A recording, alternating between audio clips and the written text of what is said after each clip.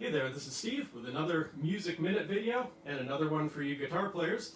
We're going to continue discussing dominant seventh chords, okay? It's not hyperbolic to say that those are probably the reason we have the music we have here. We have jazz, we have blues, we have classical, we have rock and pop.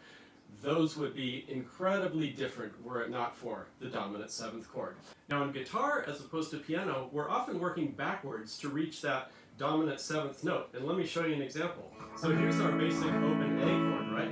All right, well we have the actual root here, our A. We achieve the seventh by removing our finger and creating this open G chord. Okay, and there's our seventh. Now we are going backwards a second to achieve a seventh. Now if you remember my first video on intervals, the inverse and the interval added together add up to 9. Now we have our seventh, which in this case we achieve by going down a second.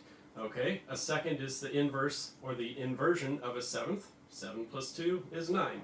And it happens to be a major second that we go down and a minor seventh that we go up. Now, let's check it out on our E chord. Here we have our root E that we're fingering. When we go to E7, we lift that finger and create this open D. And there's our seventh. Okay? Likewise on D. Alright, we have this root D that we're fingering. We drop that down to a C.